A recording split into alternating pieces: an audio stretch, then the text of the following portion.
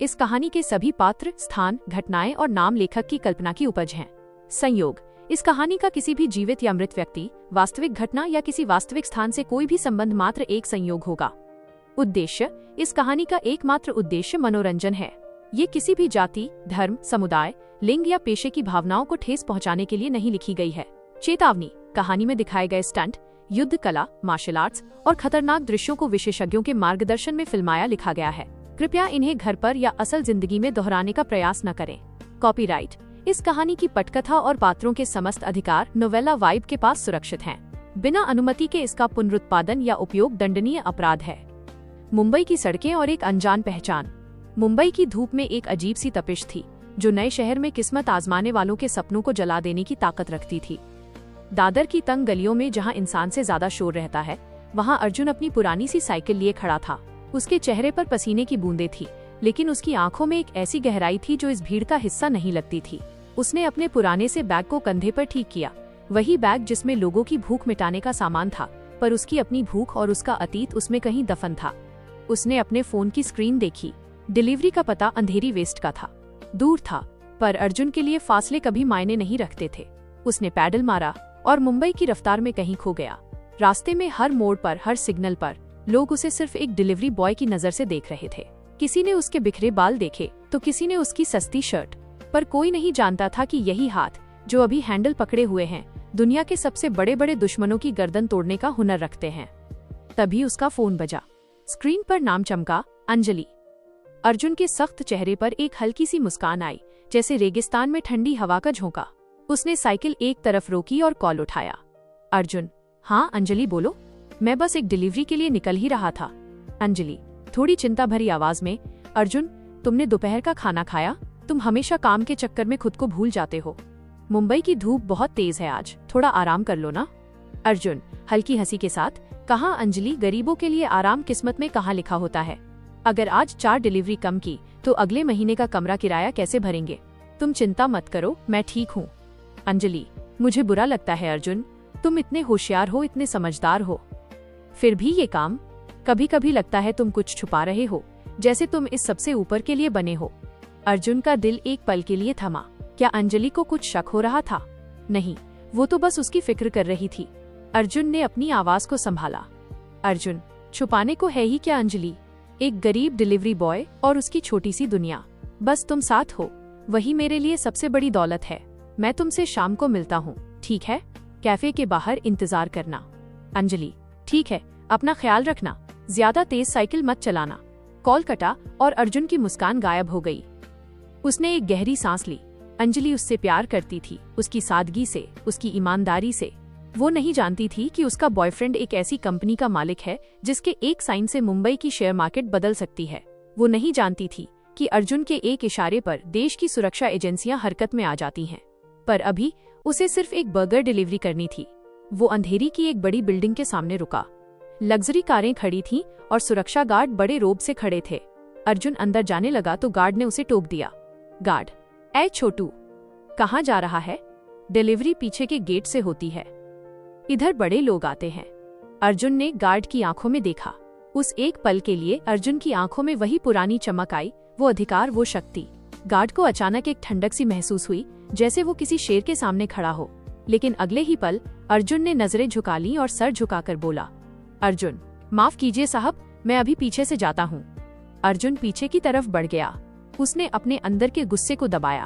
उसे यही रहना था, एक अनजान इंसान। एपिसोड 50 तक ये राज उसकी सांस बनकर रहेगा। लेकिन जैसे ही वो पीछे के गेट पर पहुंचा, वहाँ कुछ गुंडे एक लड़की को परेशान कर रहे थे। अर्जुन के हाथ की मुट्ठी भींच गई। उसका मार्शल आर्ट्स का जुनून रगों में दौड़ने लगा। क्या वो चुप रहेगा, या फिर मुंबई की इस शाम में कोई पुराना राज खुल जाएगा? उन गुंडों की तरफ कदम बढ़ाए, पर तभी उसने देखा कि उन गुंडों के बॉस की कार पर वही लोगो था जो उसकी अपनी गुप्त कंपनी का था। खामोश तूफान की आहट। अंधेरी की उस ऊंची इमारत के पीछे का हिस्सा अंधेरे और सड़ते हुए कचरे की बदबू से भरा था। वहां खड़ी काली लग्जरी कार की हेडलाइट्स की रोशनी में 3 गुंडे एक युवती को घेरे हुए थे, जो डर के मारे कांप रही थी। अर्जुन की मुट्ठियां भिज गई थीं। उसकी रगों में दौड़ता हुआ खून उसे पुकार रहा था कि वो आगे बढ़े और उन दरिंदों के हाथ तोड़ दे। लेकिन तभी उसकी नजर उस काली कार के बोनट पर पड़ी। वहां चांदी से बना एक गरुड़ का निशान, लोगो चमक रहा था। ये उसकी अपनी कंपनी फिनिक्स ग्लोबल कॉरपोरेशन का गुप्त प्रतीक था। अर्जुन का दिल एक पल के लिए धड़कना भूल गया। उसकी अपनी कंपनी के सुरक्षा कर्मचारी इस तरह की हरकत कर रहे थे। क्या उसके साम्राज्य में उसकी पीठ पीछे ये सब हो रहा था? ओए डिलीवरी बॉय, क्या देख रहा है? अपनी साइकिल उठा और दफा हो यहाँ से, वरना तेरा पार्सल और तेरी हड्डियां दोनों यहीं मिलेंगी। उन गुंडों में से एक, जिसका नाम विक्की था, दहाड़ा। अर्जुन ने अपना सिर झुका लिया। उसने अपनी आंखों में जल रही उस आग को शांत किया जिसे ड्रैगन की आंख कहा जाता था। उसने धीरे से अपना डिलीवरी बैग नीचे रखा। विक्की, सुना नहीं क्या? बहरा है क्या बे, या मार खाने का शौक चढ़ा है? अर्जुन बहुत ही शांत और दबी हुई आवाज में, साहब, मैं तो बस अपना काम कर रहा हूँ। ये रास्ता सार्वजनिक है, आप बस इस लड़की को जाने दीजिए, मैं यहाँ से चुपचाप चला जाऊंगा। विक्की ठहाका मारते हुए, सुन रहे हो भाई लोग, ये 2 कौड़ी का डिलीवरी वाला हमें कानून सिखा रहा है। अब तो तू भी नहीं जाएगा और ये लड़की भी यहीं रहेगी। विक्की ने आगे बढ़कर अर्जुन के कंधे पर हाथ रखा और उसे धक्का देने की कोशिश की, लेकिन जैसे ही उसने अर्जुन को छुआ, उसे ऐसा लगा जैसे उसने किसी इंसान को नहीं, बल्कि फौलाद की एक ठंडी चट्टान को छू लिया हो। अर्जुन अपनी जगह से 1 इंच भी नहीं हिला। उधर अंजलि का एक और मैसेज अर्जुन के पुराने फोन पर फ्लैश हुआ। तारांकन, अर्जुन पहुंच गए क्या? रात होने वाली है, संभल कर आना। अर्जुन ने फोन की स्क्रीन देखी। उसे याद आया कि उसे अपना वादा निभाना है। उसे अभी अपनी पहचान जाहिर नहीं करनी थी, कम से कम अगले 48 एपिसोड्स तक तो बिल्कुल नहीं। उसने एक गहरी सांस ली।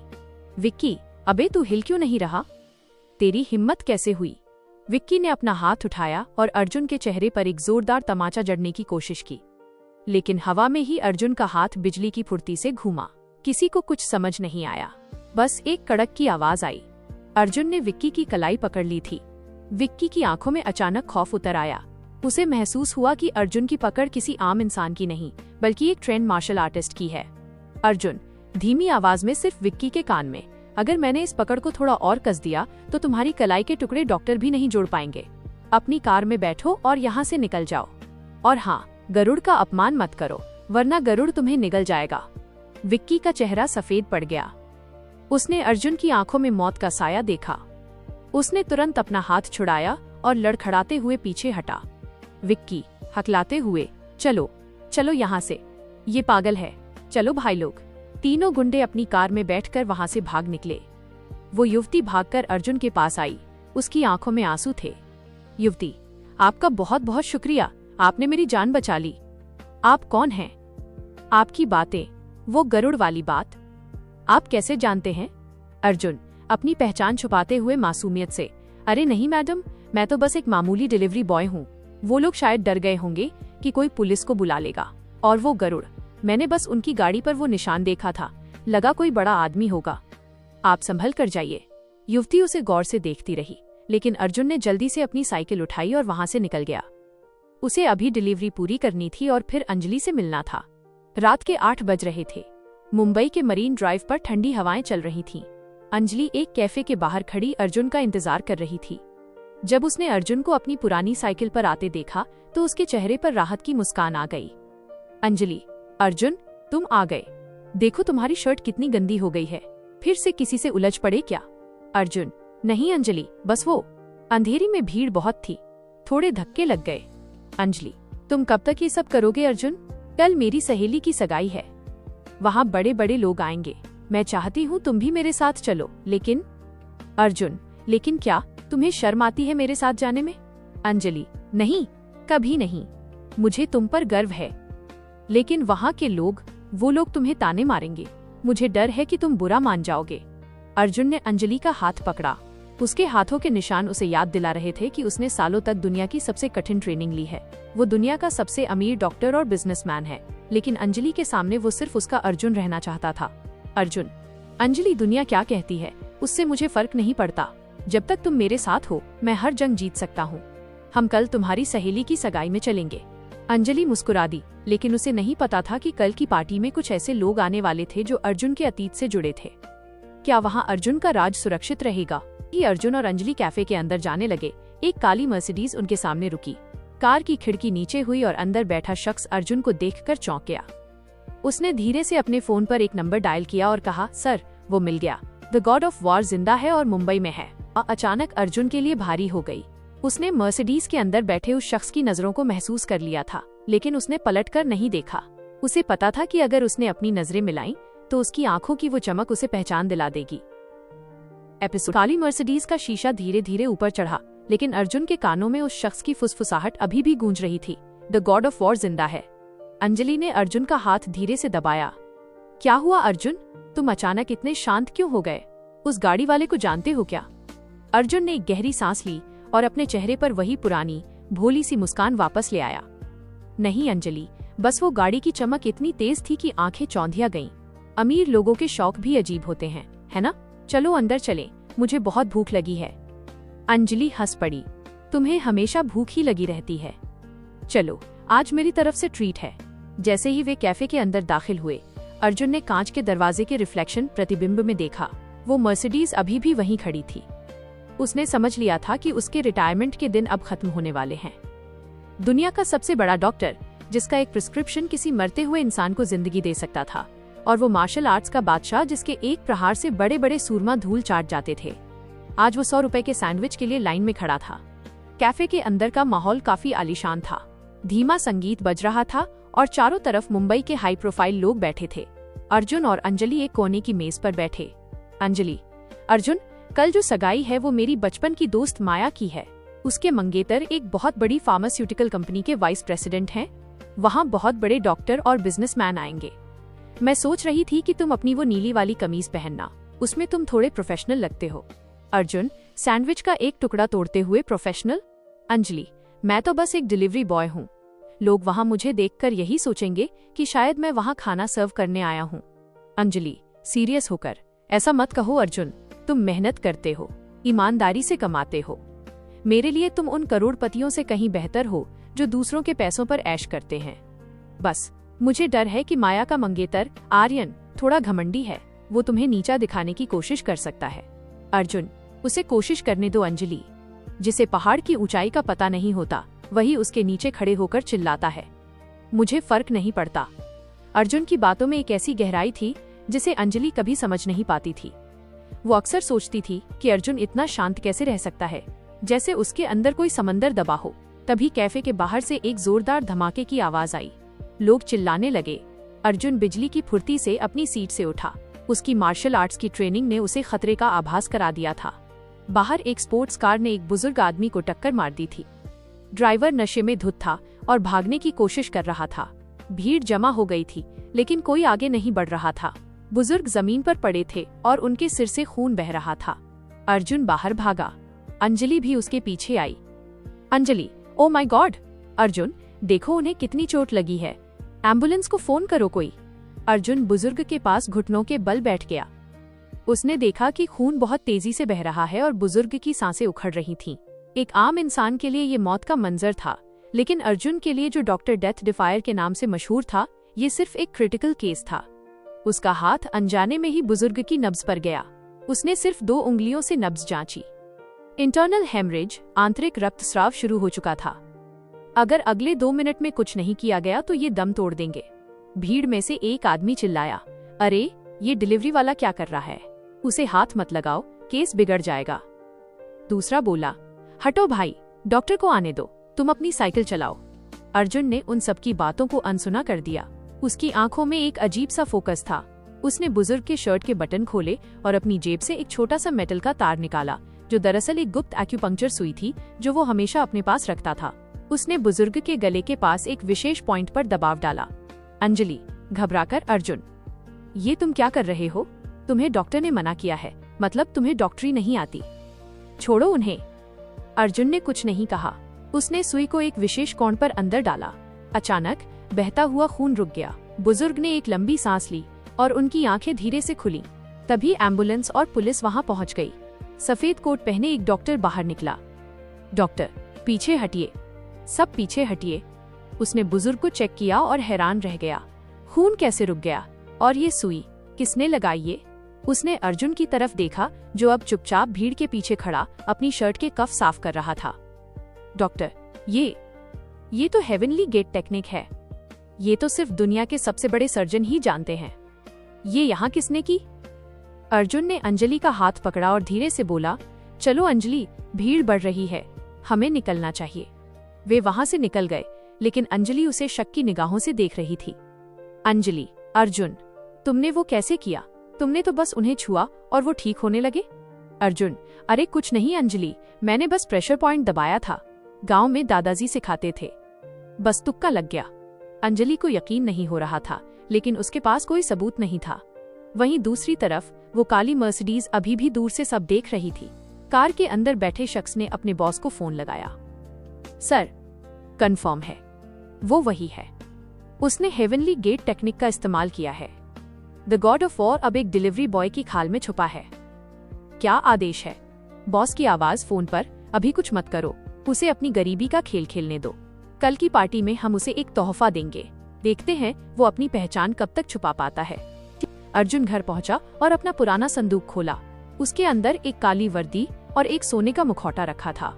उसने उसे हाथ लगाया और बुदबुदाया, 50 एपिसोड, बस 50 एपिसोड और फिर मुंबई को पता चलेगा कि उनका असली मालिक कौन है। दरवाजे पर एक जोर की दस्तक हुई। बाहर पुलिस खड़ी थी।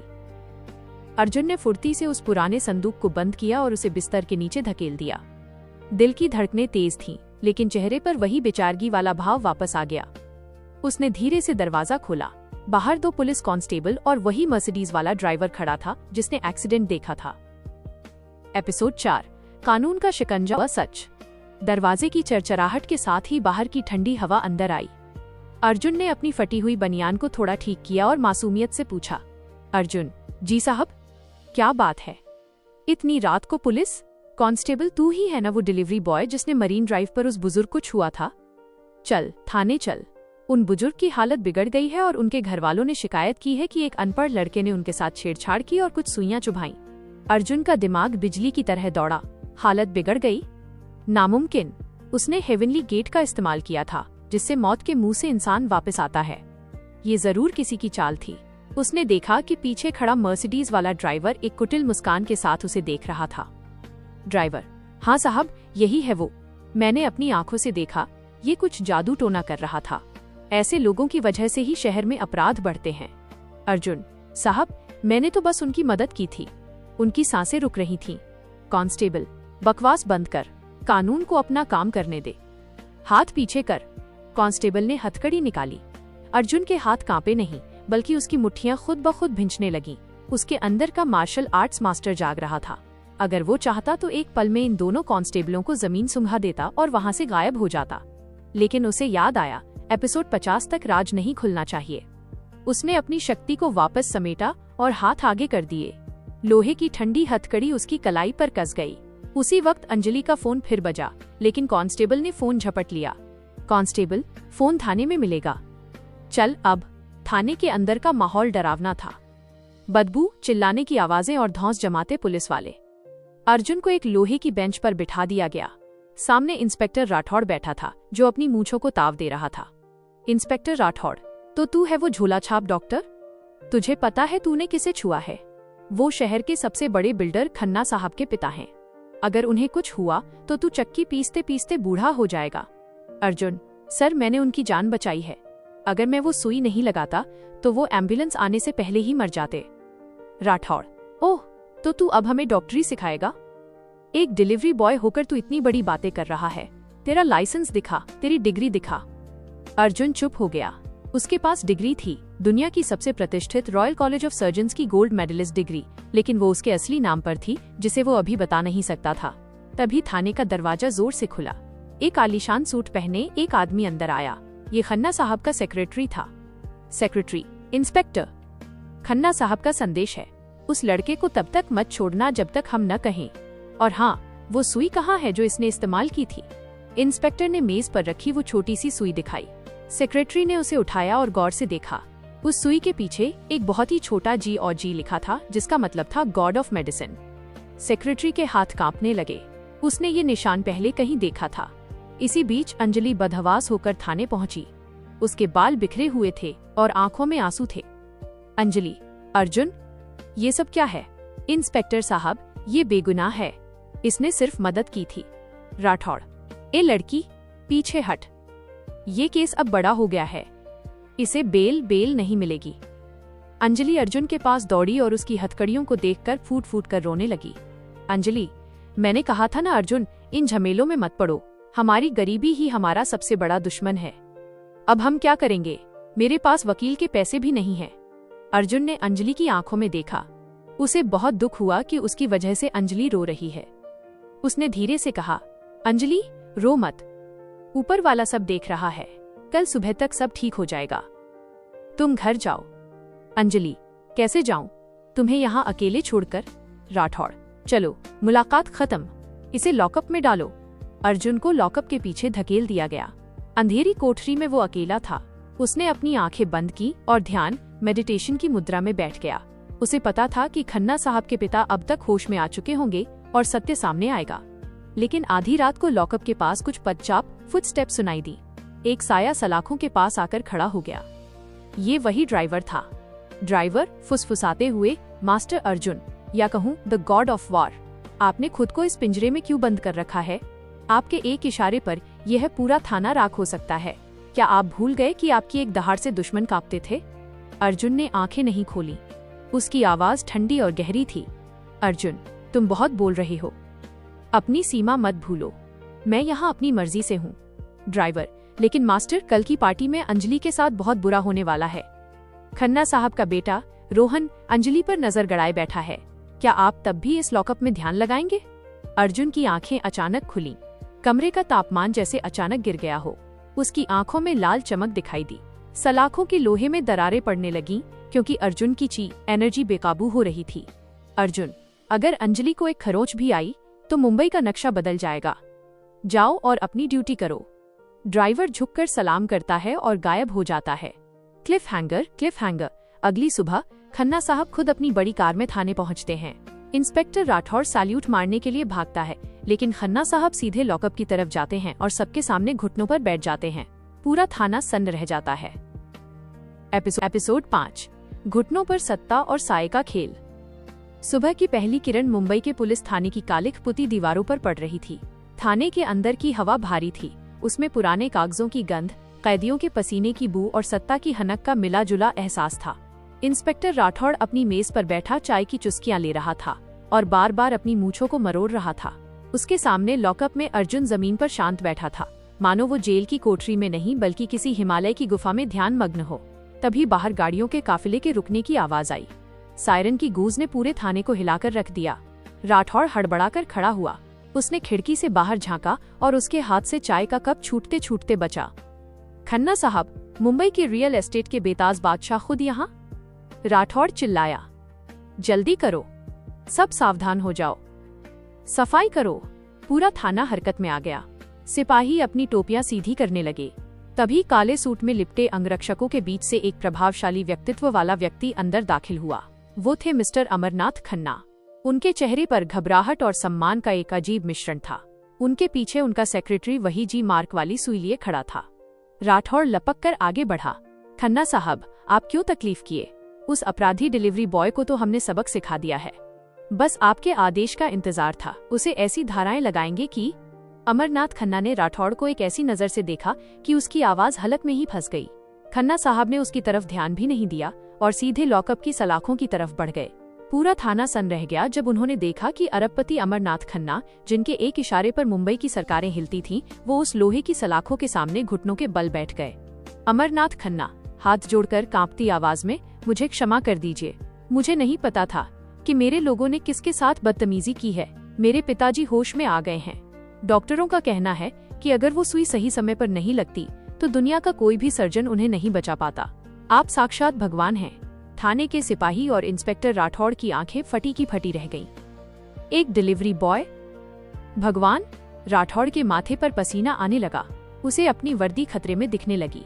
अर्जुन, बिना आंखें खोले, बहुत ही शांत और साधारण आवाज में, खन्ना साहब, आप बड़े आदमी हैं, जमीन पर मत बैठिए। मैं तो बस अपना फर्ज निभा रहा था। एक इंसान को मुसीबत में देखकर कोई भी यही करता। अमरनाथ खन्ना, नहीं, ये कोई मामूली बात नहीं है। हेवनली गेट तकनीक, मैंने इसके बारे में सुना है।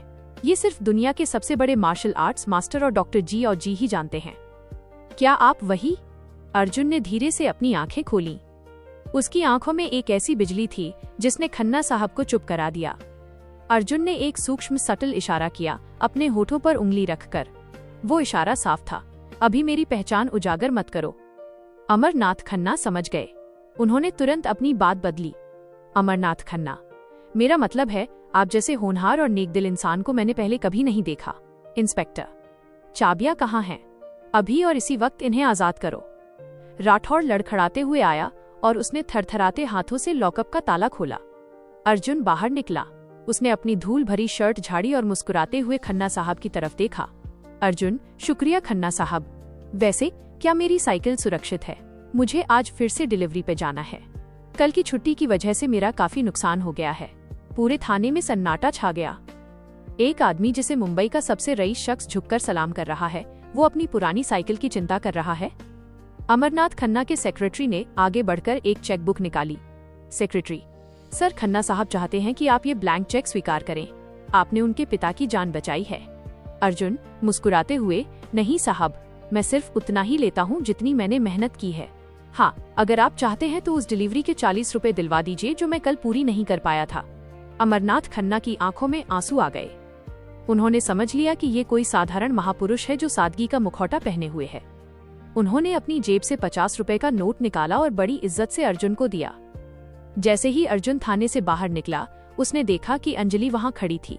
उसके चेहरे पर रात भर जागने की थकान थी। जैसे ही उसने अर्जुन को सही सलामत देखा, वो दौड़कर आई और उसके गले लग गई। अंजलि, अर्जुन, तुम ठीक तो हो ना? उन्होंने तुम्हें मारा तो नहीं? मुझे कितनी चिंता हो रही थी।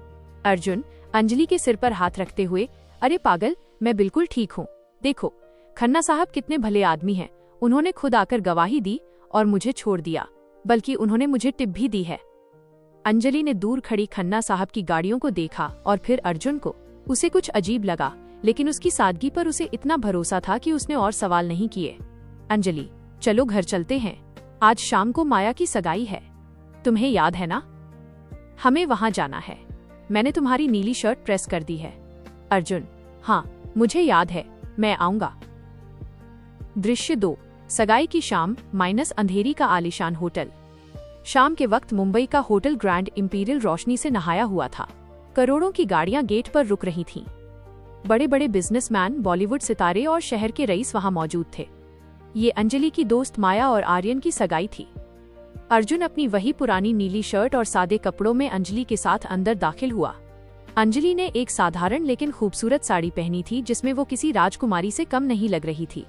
लेकिन जैसे ही वे हॉल के अंदर पहुंचे, लोगों की कड़वी नजरें उन पर पड़ने लगीं। माया, अंजलि की दोस्त, ओह अंजलि, तुम आ गई। मुझे लगा शायद तुम नहीं आओगी। माया ने अंजलि को गले लगाया, लेकिन उसकी नजरें अर्जुन पर टिकी थीं। उसने नफरत से अपना चेहरा सिकोड़ा। माया, और ये वही तुम्हारा डिलीवरी बॉय बॉयफ्रेंड है? अंजलि, मैंने तुमसे कहा था कि आज का फंक्शन बहुत हाई प्रोफाइल है, कम से कम इसे थोड़े अच्छे कपड़े तो दिलवा देती। अंजलि धीमी आवाज में, माया, अर्जुन जैसा भी है, मुझे उस पर गर्व है। कपड़ों से इंसान की पहचान नहीं होती। तभी वहां आर्यन आया। वो इस पार्टी का हीरो था, लंबा, गबरू जवान और अपनी अमीरी के घमंड में चूर। आर्यन, अरे माया, किसे लेकर खड़ी हो? ओहो, तो ये है मिस्टर अर्जुन। मैंने सुना है तुम साइकिल पर खाना पहुंचाते हो। बहुत नेक काम है भाई। वैसे आज यहाँ का खाना बहुत महंगा है, कहीं तुम गलती से सर्विंग स्टाफ में शामिल न हो जाओ, इसलिए सावधान रहना। वहां खड़े लोग हंसने लगे। अर्जुन के चेहरे पर एक रहस्यमयी शांति थी। वो बस देख रहा था। उसे पता था कि आर्यन जिस कंपनी का वाइस प्रेसिडेंट होने का दावा कर रहा है, उस कंपनी का असली बोर्ड डायरेक्टर खुद अर्जुन है। अर्जुन, आर्यन जी, खाना तो खाना होता है, चाहे वो महल में खाया जाए या फुटपाथ पर। बस खिलाने वाले की नीयत साफ होनी चाहिए। आपकी सगाई है, मेरी तरफ से बहुत मुबारकबाद। आर्यन को गुस्सा आ गया क्योंकि अर्जुन उसकी बातों से जरा भी विचलित नहीं हुआ। आर्यन, मुबारकबाद? तुम्हारी मुबारकबाद की कीमत क्या है? देखो वो कोना, वहाँ शहर के सबसे बड़े डॉक्टर और बिजनेसमैन बैठे हैं। वहाँ अमरनाथ खन्ना साहब भी आने वाले हैं। तुम जैसे लोग सिर्फ दूर से खड़े होकर तमाशा देख सकते हैं। तभी पार्टी में खलबली मच गई। अमरनाथ खन्ना अपने परिवार के साथ अंदर आए। आर्यन तुरंत अपनी सगाई छोड़कर उनकी तरफ भागा। आर्यन, खन्ना साहब। सर, आपका स्वागत है। मुझे यकीन नहीं था कि आप मेरे बुलावे पर आएंगे। खन्ना साहब ने आर्यन को देखा तक नहीं। उनकी नजरें पूरे हॉल में किसी को ढूंढ रही थीं। अचानक उनकी नजर कोने में खड़े अर्जुन पर पड़ी। खन्ना साहब के कदम तेज हो गए। आर्यन को लगा कि खन्ना साहब उसकी तरफ आ रहे हैं।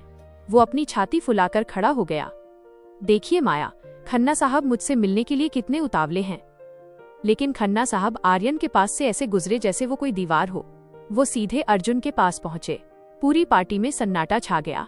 सब लोग अपनी सांसें थामकर देख रहे थे।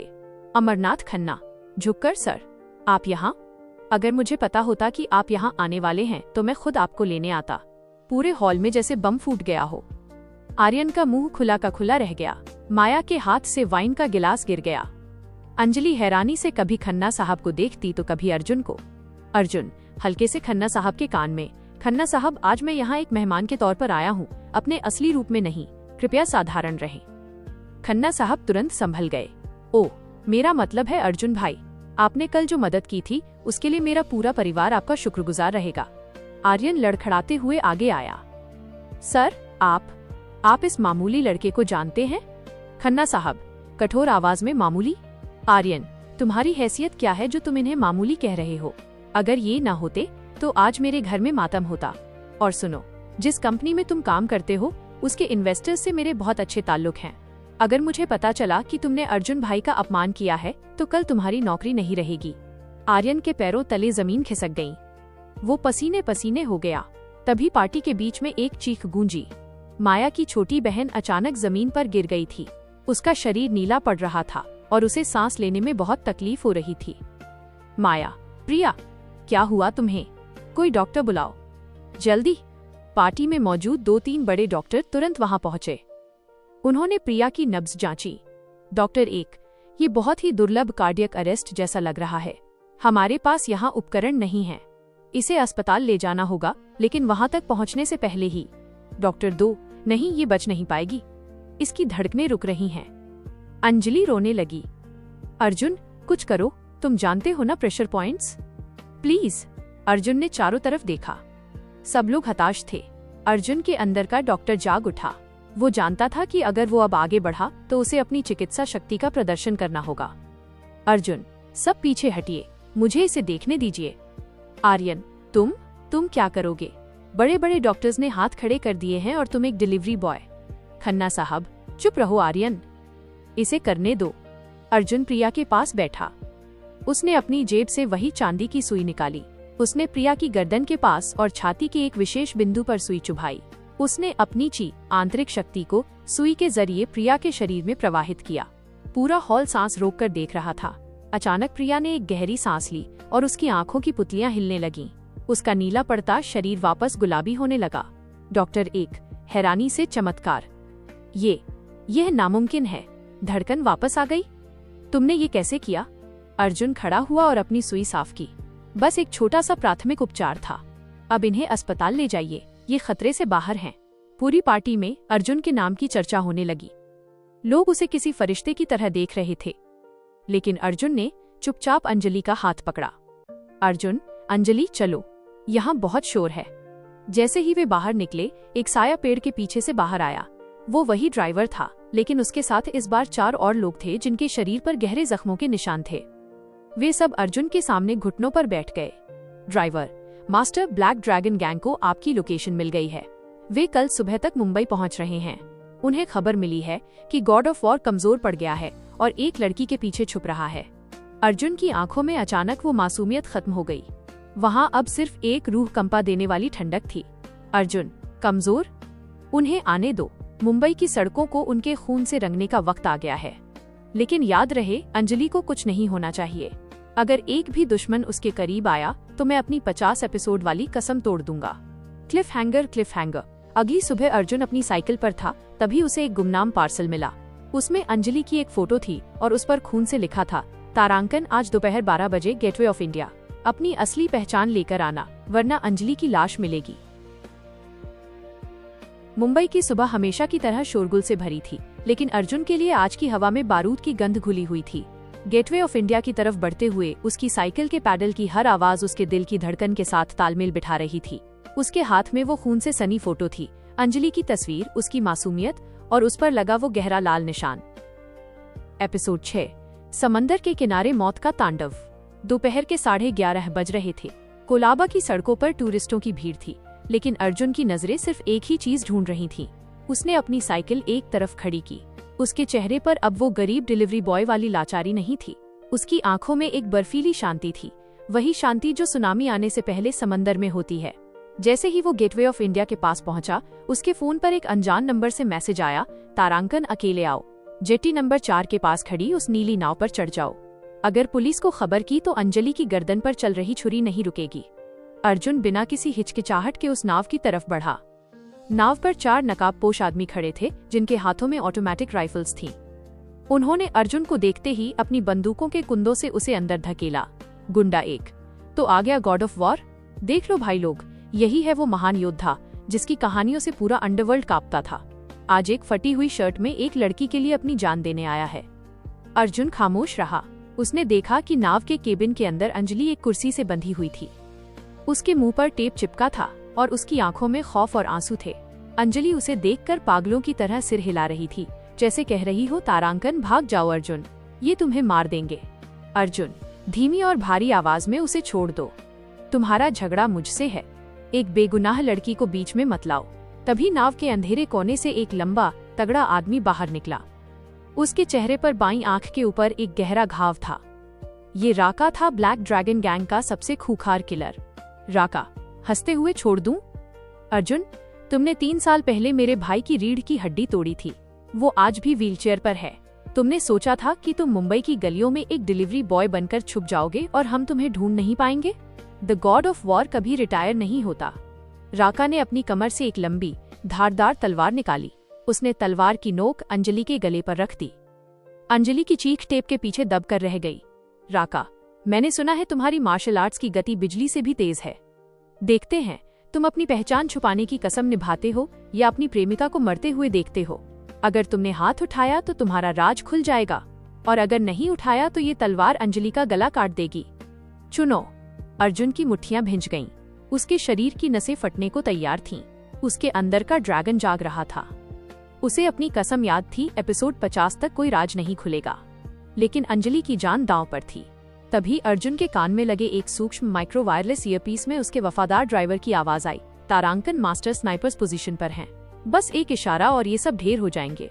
अर्जुन ने मन ही मन मना कर दिया। अगर स्नाइपर्स ने गोली चलाई तो पुलिस आएगी और जांच शुरू हो जाएगी। उसे ये मामला खुद सुलझाना था, वो भी बिना अपनी असली पहचान उजागर किए। अर्जुन, राका, तुम कायर हो। एक निहत्थे इंसान और एक बंधी हुई लड़की को डराना तुम्हारी बहादुरी है। हिम्मत है तो मुझसे लड़ो, लेकिन मार्शल आर्ट से नहीं, जैसे एक सड़क का गुंडा लड़ता है। राका जोर से हंसा। ठीक है, आज मैं गॉड ऑफ वॉर को एक आम कुत्ते की तरह पीटते हुए देखना चाहता हूँ। लड़को, इसे तब तक मारो जब तक ये खून की उल्टियां न करने लगे। तीनों नकाबपोश गुंडे अर्जुन पर टूट पड़े। पहला घूंसा अर्जुन के सीने पर लगा। उसने जानबूझकर उसे खाया और पीछे गिर गया। अंजलि की आंखों से आंसू बहने लगे। वो देख रही थी कि उसका अर्जुन, जो हमेशा उसे खुश रखता था, आज उसके लिए पिट रहा है। दूसरा गुंडा आया और उसने अर्जुन के पेट में लात मारी। अर्जुन ने दर्द को पी लिया। वो गिरता, संभलता और फिर खड़ा हो जाता। उसके शरीर पर नीले निशान पड़ रहे थे, लेकिन उसकी आंखों की वो लाल चमक कम नहीं हो रही थी। राका, क्या हुआ? कहाँ गई तुम्हारी वो ताकत? मारो इसे। तकरीबन 10 मिनट तक अर्जुन पिटता रहा। उसका चेहरा खून से लथपथ था। वो कमजोर दिख रहा था, लेकिन हकीकत में वो उन गुंडों के प्रेशर पॉइंट्स देख रहा था। उसे अपनी कसम नहीं तोड़नी थी, इसलिए वो पेशेवर मार्शल आर्ट्स का इस्तेमाल नहीं कर सकता था। उसे इसे एक हादसा बनाना था। अचानक नाव एक तेज लहर से टकराई। अर्जुन को मौका मिल गया। वो लड़खड़ाया और गिरते गिरते उसने एक गुंडे का हाथ पकड़ लिया। उसने अपनी ची एनर्जी का एक छोटा सा अंश उस गुंडे की कलाई में भेजा। कड़क। गुंडे की हड्डी टूट गई, लेकिन किसी को समझ नहीं आया कैसे। उसे लगा कि वह गिरने की वजह से टूटी है। अर्जुन ने दूसरे गुंडे को अपने सिर से टक्कर मारी। ये एक आम स्ट्रीट फाइट जैसा लग रहा था, लेकिन अर्जुन ने ठीक उसी जगह वार किया था जहां से दिमाग का संतुलन बिगड़ जाता है। वह गुंडा बेहोश होकर समंदर में गिर गया। राका ने देखा कि उसके आदमी कम हो रहे हैं। वो गुस्से में पागल हो गया। उसने तलवार उठाई और अर्जुन की तरफ लपका। राका, खत्म करता हूँ ये नाटक। जैसे ही तलवार अर्जुन की गर्दन के करीब पहुंची, अर्जुन ने जमीन पर पड़ी एक मछली पकड़ने वाली रस्सी फिशिंग वायर को खींच लिया। राका का पैर फंस गया और वो मुंह के बल गिरा। उसकी अपनी तलवार उसके कंधे में घुस गई। अर्जुन लड़खड़ाते हुए खड़ा हुआ। वो अंजलि की तरफ बढ़ा। उसने दांतों से अंजलि की रस्सियां काटी और उसके मुंह का टेप हटाया। अंजलि रोते हुए और गले लगकर, अर्जुन चलो यहाँ से, तुम बहुत घायल हो, तुमने अपनी जान क्यों खतरे में डाली, तुम तो लड़ना भी नहीं जानते, फिर भी। अर्जुन हांफते हुए, मैंने कहा था ना अंजलि, मैं तुम्हें कुछ नहीं होने दूंगा, बस किस्मत अच्छी थी कि वो खुद ही गिर गया। अंजलि ने अर्जुन के खून से सने चेहरे को अपने हाथों में लिया। उसे समझ नहीं आ रहा था कि एक मामूली डिलीवरी बॉय के अंदर इतनी सहनशक्ति कहाँ से आई। वो 10 मिनट तक पिटता रहा और फिर भी खड़ा है। तभी राका ने पीछे से एक छोटी पिस्तौल निकाली। तुम बचोगे नहीं अर्जुन। ठाएं। गोली चली, लेकिन अर्जुन नहीं गिरा। दूर एक स्नाइपर ने राका के हाथ पर गोली मार दी थी। पिस्तौल समंदर में गिर गई। अर्जुन ने पीछे मुड़कर नहीं देखा। उसे पता था कि उसके वफादार साये आसपास ही हैं। वो अंजलि को लेकर नाव से कूदा और किनारे तक तैर कर आया। तट पर पहुंचते ही पुलिस की गाड़ियां वहां पहुंच गईं। इंस्पेक्टर राठौड़ वहां था। राठौड़, क्या हुआ यहाँ? ये सब लाशें और घायल लोग? अर्जुन कांपती आवाज में नाटक करते हुए, साहब कुछ गुंडों ने हमें पकड़ लिया था, वो आपस में ही लड़ पड़े और नाव का संतुलन बिगड़ गया। मैं और मेरी गर्लफ्रेंड बस जान बचाकर भागे हैं। राठौड़ ने अर्जुन को देखा। उसका शरीर जख्मों से भरा था, लेकिन उसकी आंखों में डर नहीं था। राठौड़ को शक हुआ, लेकिन अंजलि की गवाही ने अर्जुन को बचा लिया। रात को अर्जुन अपने छोटे से कमरे में बैठा था। वो अपनी चोटों पर एक विशेष जड़ी बूटी लगा रहा था, जो उसने खुद बनाई थी। उसके घाव अद्भुत गति से भर रहे थे। तभी खिड़की से वही ड्राइवर अंदर आया।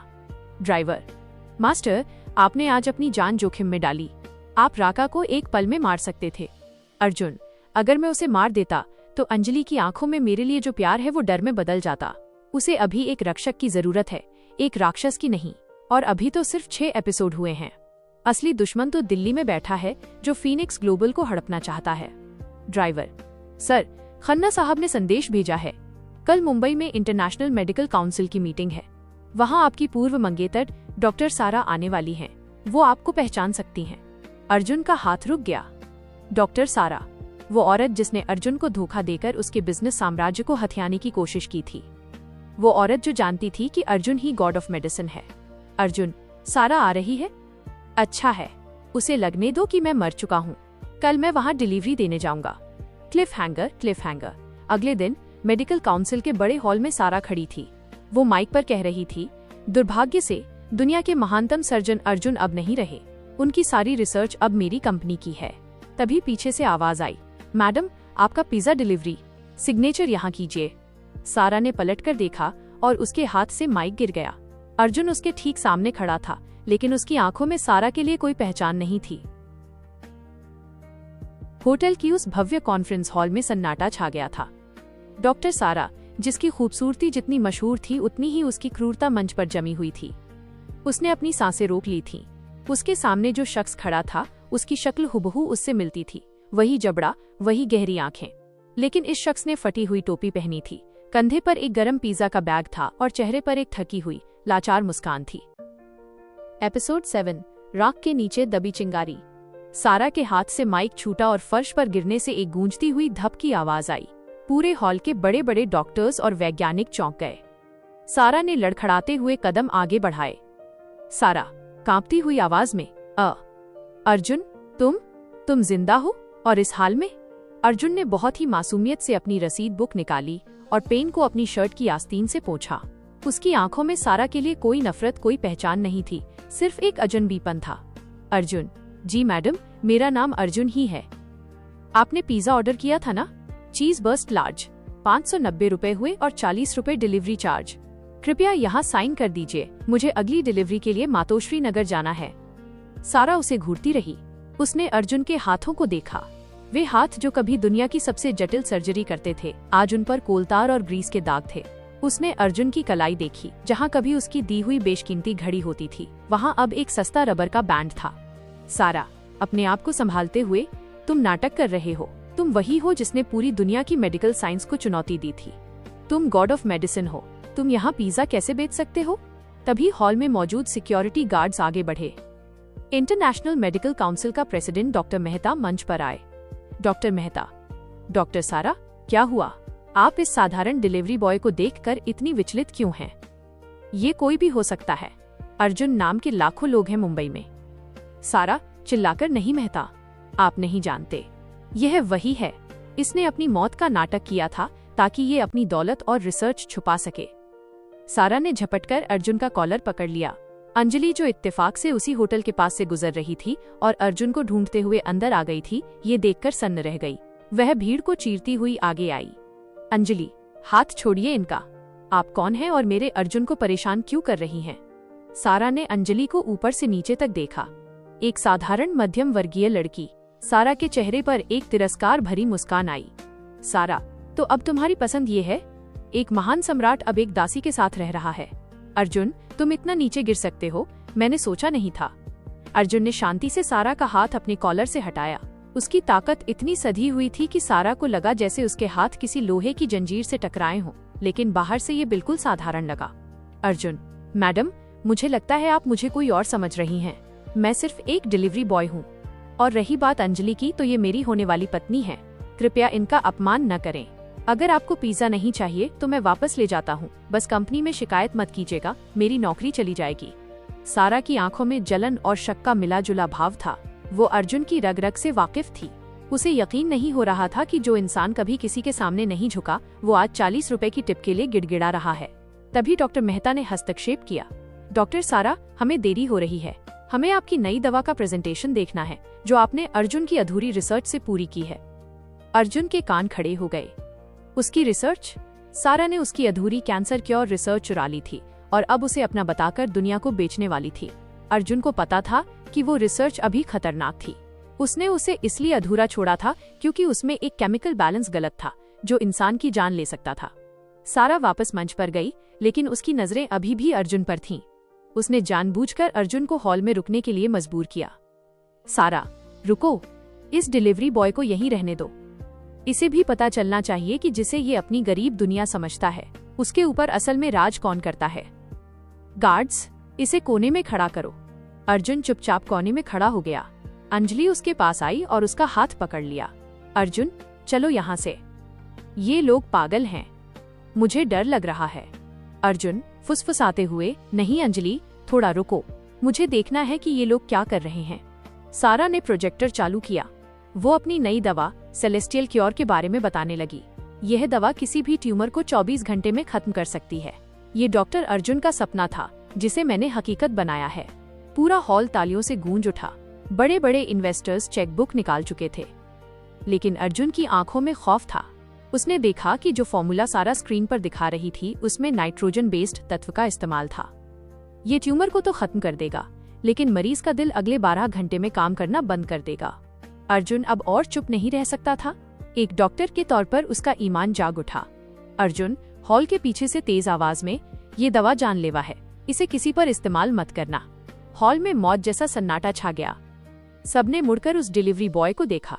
सारा कुटिल मुस्कान के साथ, ओह, तो एक पिज्जा वाला अब हमें ऑन्कोलॉजी सिखाएगा।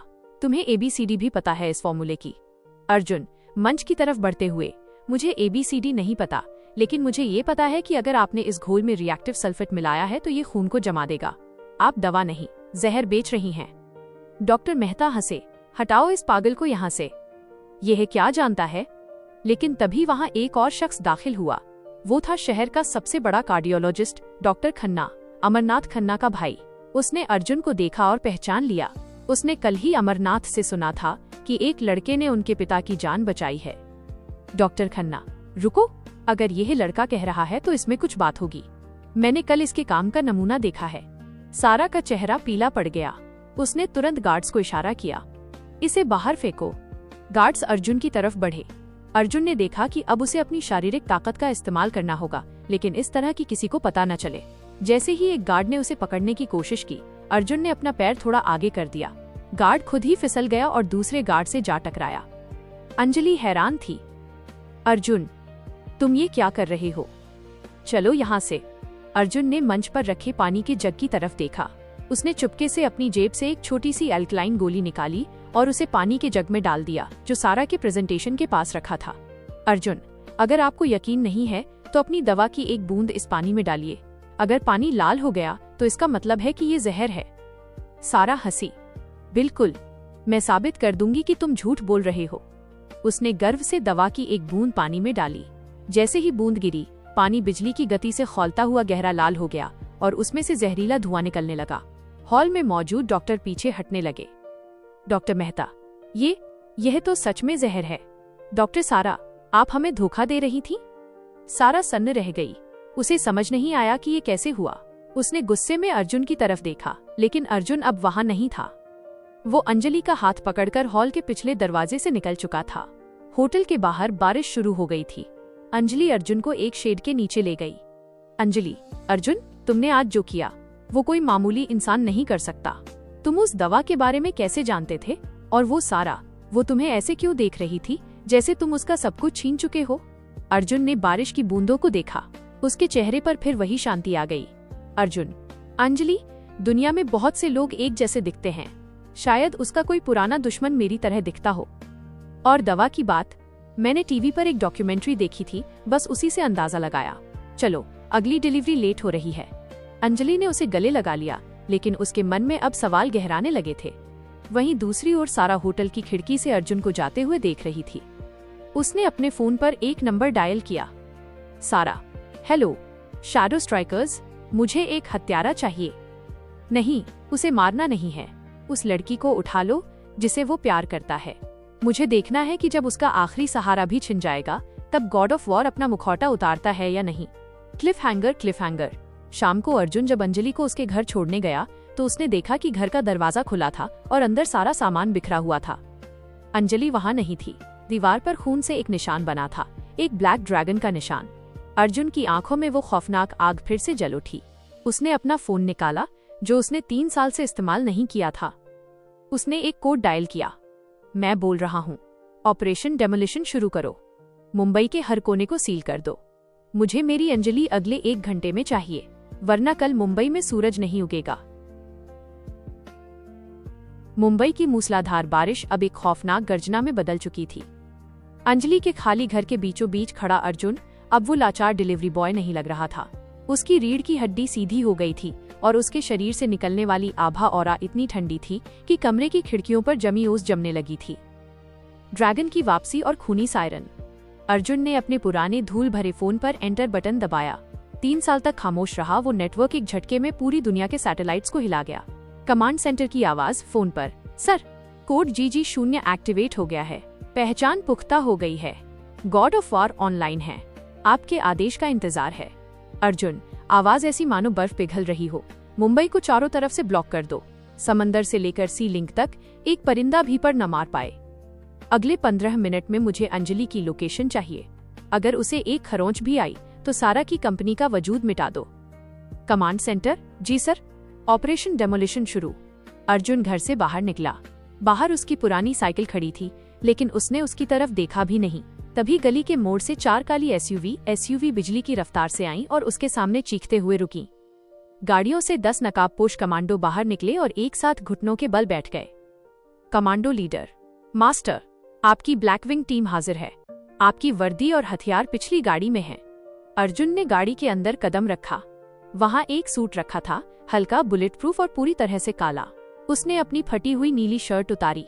उसके सीने पर अनगिनत घाव थे, गोलियों के निशान, छुरियों के जख्म जो उसकी असली पहचान की गवाही दे रहे थे। जैसे ही उसने वो काला सूट पहना और अपनी कलाई पर फिनिक्स की घड़ी बांधी, मुंबई का असली मालिक वापस लौट आया था। अर्जुन, लोकेशन मिली? कमांडो, जी मास्टर। सारा के गुंडों ने अंजलि को वर्ली के एक पुराने खंडहर गोदाम में रखा है। वहाँ ब्लैक ड्रैगन गैंग के 50 लड़ाके तैनात हैं। अर्जुन, सिर्फ 50? उन्हें अपनी कब्र खोदने के लिए कहो। दृश्य 2, वर्ली का वो खूनी गोदाम। अंजलि एक लोहे के खंभे से बंधी हुई थी। उसका चेहरा सूज गया था, शायद किसी ने उसे थप्पड़ मारा था। उसके सामने सारा खड़ी थी, हाथ में वाइन का गिलास लिए। सारा, बेचारी अंजलि, तुम्हें लगता है तुम्हारा वो फकीर अर्जुन तुम्हें बचाने आएगा? वो तो अभी अपनी साइकिल की चेन ठीक कर रहा होगा। अंजलि, कांपती आवाज में, वो आएगा। तुम उसे नहीं जानती। वो हार नहीं मानता। सारा, वो हार नहीं मानता क्योंकि उसके पास हारने के लिए कुछ था ही नहीं। लेकिन आज उसे पता चलेगा कि जब असली ताकत सामने आती है तो गरीबी घुटने टेक देती है। तभी गोदाम का भारी लोहे का दरवाजा एक जोरदार धमाके के साथ उड़ गया। धुआं और चिंगारियां हर तरफ फैल गईं। धुएं के गुबार के बीच से एक साया अंदर आया। वो साया धीमे लेकिन भारी कदमों से बढ़ रहा था। सारा की आंखों में चमक आई। तो आ गया मेरा पिज्जा बॉय। अरे ये क्या पहना है तुमने? धुआं छंटा और अर्जुन सामने खड़ा था, लेकिन ये वो अर्जुन नहीं था जिसे सारा जानती थी। उसके हाथ में कोई पिज्जा नहीं था, बल्कि उसकी आंखों में मौत का तांडव था। राका, जो पट्टी बांधे खड़ा था, साले तू फिर आ गया, इस बार तू बचेगा नहीं। लड़कों, मारो इसे। 50 गुंडे, जिनके हाथों में कुल्हाड़ी, जंजीरें और बेसबॉल बैट थे, अर्जुन की तरफ दौड़े। अर्जुन अपनी जगह से हिला तक नहीं। जैसे ही पहला गुंडा उसके करीब पहुंचा, अर्जुन का हाथ बिजली की रफ्तार से घूमा। कड़क। बिना किसी शोर के उस गुंडे की गर्दन एक तरफ झुक गई। अर्जुन ने उसकी जंजीर छीन ली। अगले 5 मिनट तक जो हुआ, उसे देखकर सारा के हाथ से वाइन का गिलास गिर गया। ये लड़ाई नहीं थी, यह एक शिकार था। अर्जुन मार्शल आर्ट्स के उस स्तर पर था जिसे शून्य अवस्था कहते हैं। वो हवा की तरह हिल रहा था। उसके हर प्रहार पर किसी की हड्डी टूटती या किसी का दांत बाहर आता। वो किसी को जान से नहीं मार रहा था, लेकिन वो उन्हें ऐसी चोट दे रहा था कि वे उम्र भर उठ न पाए। राका, ये नामुमकिन है। तुम इतने तेज कैसे हो सकते हो? अर्जुन ने राका की गर्दन दबोच ली और उसे हवा में उठा दिया। राका की आंखें बाहर आने लगी। अर्जुन, धीमी आवाज में, मैंने कहा था ना राका, गरुड़ का अपमान मत करना। अर्जुन ने राका को दीवार पर दे मारा। राका वहीं ढेर हो गया। बाकी के गुंडे खौफ के मारे पीछे हट गए। उन्होंने अपनी जिंदगी में ऐसा राक्षस पहले कभी नहीं देखा था। अर्जुन अब सारा की तरफ बढ़ा। सारा कांप रही थी। उसने अपनी बंदूक निकाली और अंजलि के माथे पर रख दी। सारा, रुक जाओ, एक कदम और बढ़ाया तो मैं इसे मार दूंगी। तुम कौन हो? तुम वो अर्जुन नहीं हो सकते। अर्जुन, मैं वही हूँ जिसे तुमने धोखा दिया था। मैं वही हूँ जिसका तुमने सब कुछ छीनने की कोशिश की, और अब मैं वो हूँ जो तुम्हारा काल बनेगा। सारा, झूठ। अगर तुम वही हो तो तुमने 3 साल तक ये गरीबी का नाटक क्यों किया? अर्जुन, क्योंकि मुझे शांति चाहिए थी, लेकिन तुम जैसे लोग शांति की भाषा नहीं समझते। अचानक गोदाम की छत फाड़ते हुए 4 कमांडो रस्सियों के सहारे नीचे आए। उन्होंने सारा को चारों तरफ से घेर लिया। अर्जुन ने पलक झपकते ही सारा के हाथ से बंदूक छीन ली और उसकी कलाई मरोड़ दी। सारा दर्द से चिल्लाई। अंजलि ये सब देख रही थी। उसकी आंखों में हैरानी और डर था। अर्जुन, क्या ये सच में तुम हो? अर्जुन अंजलि की तरफ मुड़ा। उसके चेहरे के भाव एक पल में बदल गए। वो खूंखार योद्धा फिर से वही नरम दिल इंसान बन गया। उसने अंजलि की रस्सियां खोली। अर्जुन, अंजलि, डरो मत, मैं बस तुम्हें बचाने आया हूँ। अंजलि, ये सब क्या है अर्जुन? ये लोग तुम्हें मास्टर क्यों कह रहे हैं? ये सूट, ये हथियार, तुम कौन हो? अर्जुन के पास कोई जवाब नहीं था। उसे अपना राज छुपाना था। उसने अंजलि की आंखों में देखा और उसे धीरे से एक बेहोशी का इंजेक्शन लगा दिया जो उसके सूट के बटन में छुपा था। अंजलि उसके कंधों पर झूल गई। अर्जुन, कमांडो से इसे घर ले जाओ। इसे लगना चाहिए कि पुलिस ने इसे बचाया है। और सारा, इसे मेरे गुप्त तहखाने डंजन में ले जाओ। इससे मुझे अपनी अधूरी रिसर्च के बारे में बहुत कुछ पूछना है। कमांडो, जी मास्टर। और खन्ना साहब का फोन है, वो कह रहे हैं कि सरकार को आपकी वापसी की खबर लग गई है। दिल्ली से कुछ लोग आपसे मिलने मुंबई आ रहे हैं। अर्जुन ने खिड़की से बाहर देखा। बारिश रुक चुकी थी, लेकिन अब एक बड़ा राजनीतिक तूफान आने वाला था। Cliff hanger. अगले दिन सुबह अंजलि अपने बिस्तर पर जागती है। उसे सब कुछ एक धुंधला सपना लगता है। वो अर्जुन को फोन करती है। अर्जुन अपनी वही पुरानी साइकिल पर, अपनी फटी शर्ट पहनकर उसके घर के नीचे खड़ा है, हाथ में चाय का कप लिए। अर्जुन, अंजलि, उठ गई? देखो, मैं तुम्हारे लिए वड़ा पाव लाया हूँ। रात को पुलिस ने तुम्हें बचा लिया, बहुत अच्छा हुआ। अंजलि नीचे आती है और अर्जुन को देखती है। उसे शक होता है। वो अर्जुन की कलाई पकड़ती है और वहाँ वो फीनिक्स की घड़ी का निशान देखती है जो कल रात उसने देखा था। अंजलि, अर्जुन, अपनी शर्ट की आस्तीन ऊपर करो, मुझे कुछ देखना है। एपिसोड 9 यहीं से शुरू। मुंबई की सुबह की उस सुनहरी धूप में एक अजीब सी खामोशी थी। अंजलि की आंखें अर्जुन की कलाई पर टिकी थीं, जहां कल रात उस महंगी फीनिक्स घड़ी का निशान साफ दिख रहा था। अर्जुन के चेहरे पर एक पल के लिए शिकन आई, लेकिन उसने अपनी वही मासूम, थोड़ी सी घबराई हुई मुस्कान वापस ओढ़ ली। एपिसोड 9, शक का घेरा और पुरानी यादें। अंजलि ने अर्जुन का हाथ कसकर पकड़ रखा था। उसकी धड़कनें तेज थीं। उसने कल रात जो देखा, वो काला सूट, वो बिजली जैसी फुर्ती और वो खूंखार चेहरा, क्या वो सब सच था या सिर्फ एक खौफनाक सपना? अंजलि, कांपती आवाज में, अर्जुन, अपनी शर्ट की आस्तीन ऊपर करो। अभी। अर्जुन ने एक गहरी सांस ली। उसके दिमाग में हजारों बहाने दौड़ रहे थे। उसने धीरे से अपनी आस्तीन ऊपर की। उसकी कलाई पर घड़ी का निशान तो था, लेकिन उसके ठीक ऊपर एक गहरा नीला चोट का निशान भी था। अर्जुन, अरे अंजलि, तुम इस निशान की बात कर रही हो? कल रात जब पुलिस ने तुम्हें बचाया और गुंडों के बीच भगदड़ मची, तो मैं तुम्हें ढूंढते हुए उस गोदाम के बाहर एक लोहे के खंभे से टकरा गया था। ये देखो कितनी बुरी तरह नील पड़ गया है। उसने अपनी कलाई को थोड़ा घुमाया। वो निशान असल में उस महंगी घड़ी का नहीं, बल्कि अर्जुन ने रात को खुद को दी गई एक छोटी सी प्रेशर पॉइंट चोट थी, जो देखने में बिल्कुल वैसी ही लग रही थी। अंजलि, थोड़ा हिचकिचाते हुए, लेकिन मैंने एक घड़ी देखी थी, एक सोने के गरुड़ वाली घड़ी। और वो काला सूट। अर्जुन, क्या तुम वहां थे? क्या तुमने उन सबको मारा? अर्जुन, हंसते हुए मानो ये कोई मजाक हो। मैं? अंजलि, तुम जानती हो मैं कॉकरोच तक नहीं मार सकता। और काला सूट? शायद तुमने ब्लैक विंग कमांडोज को देख लिया होगा जो पुलिस के साथ आए थे। वो लोग सच में बहुत डरावने लगते हैं। मुझे तो उन्होंने धक्का देकर बाहर निकाल दिया था। मैं तो बस बाहर खड़ा रो रहा था कि तुम्हें कुछ ना हो जाए। अंजलि ने अर्जुन की आंखों में देखा। वहाँ वही सादगी थी, वही भोलापन। क्या वो सच में गलत थी? उसने अर्जुन को गले लगा लिया। Anjali, I am sorry Arjun, मुझे पता नहीं क्या हो गया था। शायद उस बेहोशी के इंजेक्शन या डर की वजह से मुझे मतिभ्रम, हेलुसिनेशन हो गया था। मुझे लगा जैसे तुम कोई सुपर हीरो हो। अर्जुन, अंजलि के बाल सहलाते हुए, मैं तुम्हारा सुपर हीरो ही तो हूँ अंजलि, बस बिना शक्तियों वाला। चलो, अब ये वड़ा पाव ठंडा हो रहा है, इसे खाओ, मुझे आज बहुत सारी डिलीवरी करनी है।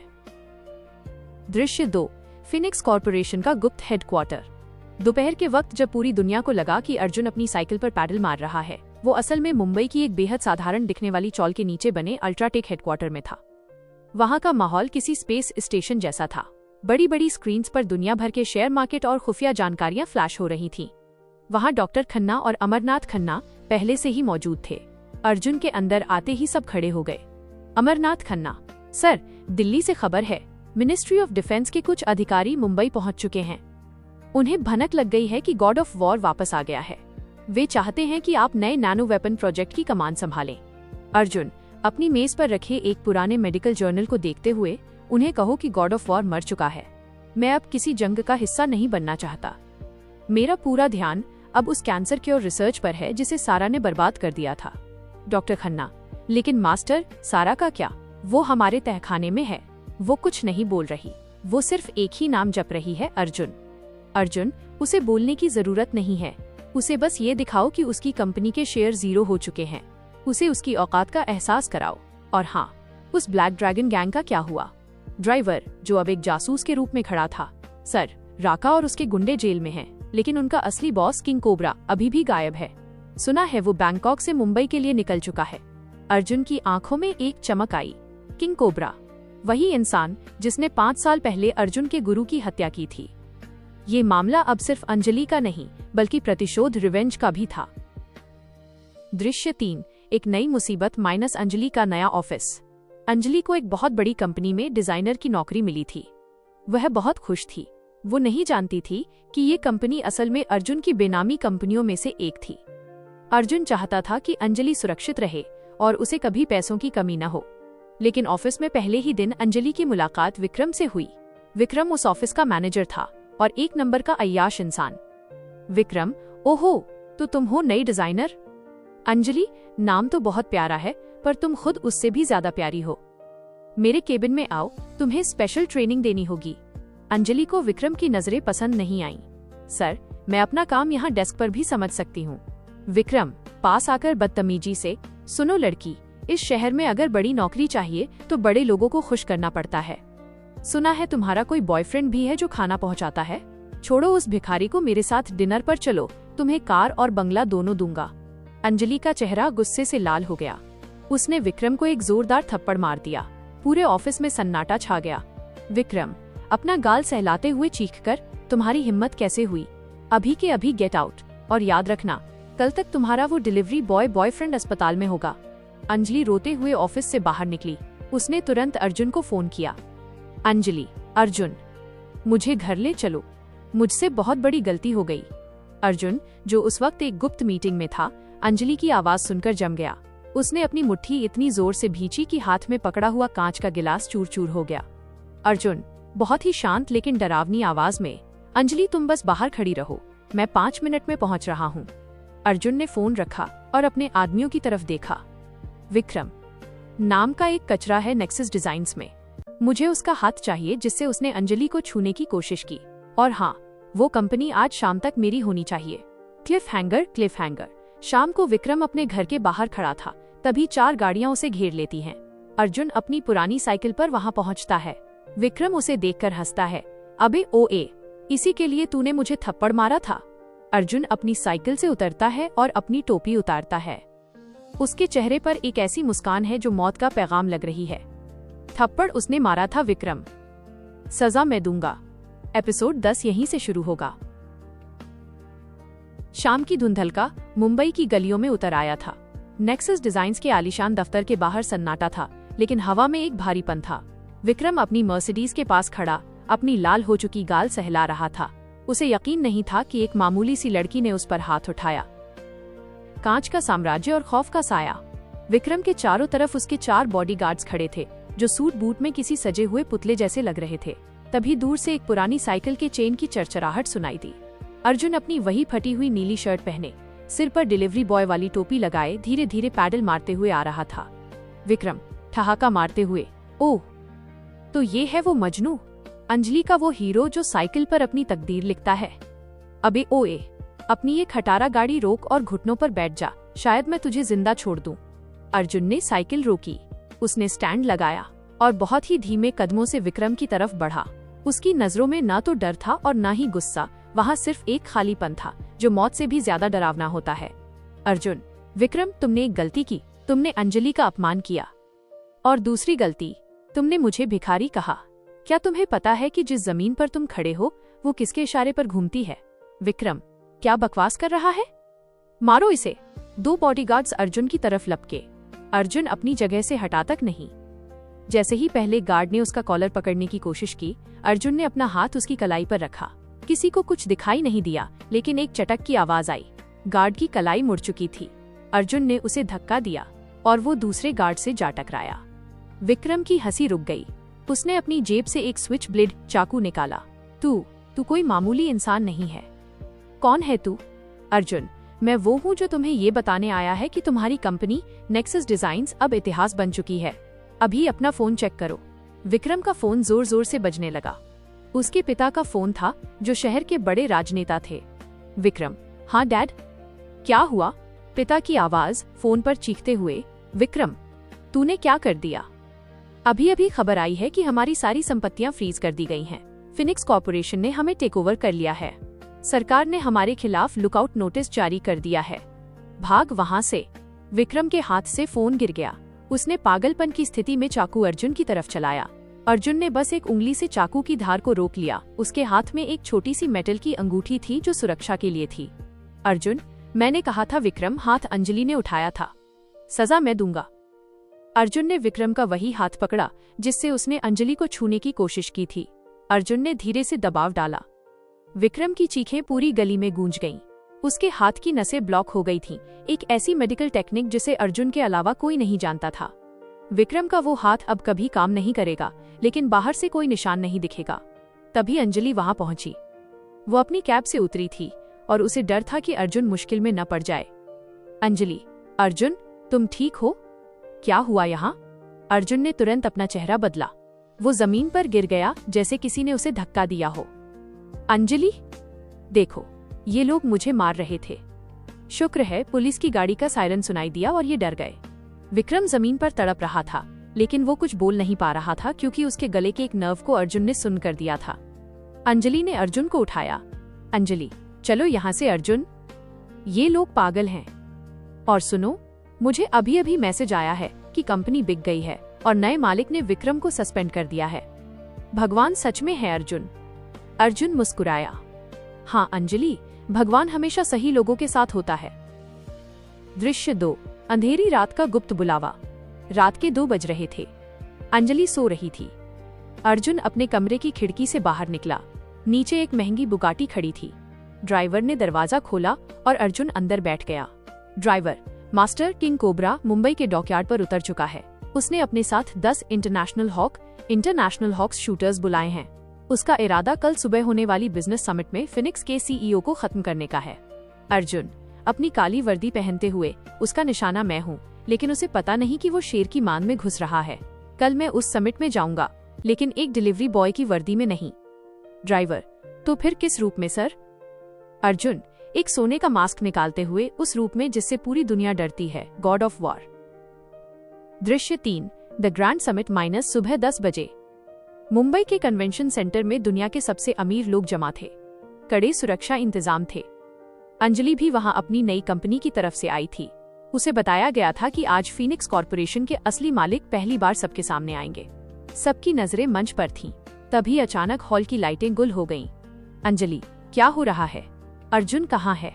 उसने कहा था वो बाहर मेरा इंतजार करेगा।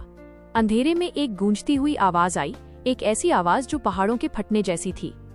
मंच पर एक नीली लेजर लाइट जली और वहां एक शख्स खड़ा था। उसने काले और सुनहरे रंग का सूट पहना था और चेहरे पर एक डरावना सोने का मास्क था। पूरा हॉल चिल्ला उठा, गॉड ऑफ वॉर। वो वापस आ गया। तभी हॉल की छतों से किंग कोबरा के शूटर्स ने गोलियां चलाना शुरू कर दिया। भगदड़ मच गई। किंग कोबरा एक ग्रेनेड लॉन्चर लेकर ऊपर की बालकनी में खड़ा था। किंग कोबरा, आज गॉड ऑफ वॉर का खात्मा मेरे हाथों होगा। अंजलि चिल्लाई, बचाओ, कोई बचाओ। मास्क पहने उस शख्स ने, जो कि अर्जुन था, अंजलि की आवाज सुनी। उसने अपनी कलाई से एक छोटी सी डिस्क फेंकी, जो हवा में ही शूटर्स की बंदूकों को जाम कर गई। वो बिजली की गति से खंभों पर चढ़ते हुए सीधे कोबरा के सामने पहुंच गया। अर्जुन कोबरा के गले को पकड़ते हुए, तुमने मेरे गुरु को मारा था, आज तुम अपने पूर्वजों से मिलोगे। कोबरा ने एक गुप्त चाकू निकाला और अर्जुन के कंधे पर वार किया। अर्जुन का सूट बुलेट प्रूफ था, लेकिन चोट की वजह से उसका मास्क थोड़ा ढीला हो गया। लड़ाई के दौरान अर्जुन और कोबरा नीचे हॉल के बीचों बीच गिरे, ठीक अंजलि के सामने। अंजलि, कौन हो तुम? अर्जुन। धमाके की वजह से अर्जुन का मास्क आधा टूट गया। उसकी एक आंख और चेहरे का एक हिस्सा अंजलि को साफ दिख रहा था। वो बिल्कुल अर्जुन जैसा था, लेकिन उसमें एक क्रूरता थी जो अंजलि ने पहले कभी नहीं देखी थी। कोबरा ने एक जहरीला गैस बम फोड़ा। धुआं फैल गया। जब धुआं हटा तो कोबरा और गॉड ऑफ वॉर दोनों गायब थे। अंजलि को जमीन पर अर्जुन का वही पुराना डिलीवरी बॉय वाला आईडी कार्ड मिला, जो खून से सना हुआ था। अंजलि कांपते हाथों से उस कार्ड को उठाती है। नहीं, ये सच नहीं हो सकता। अर्जुन, क्या तुम सच में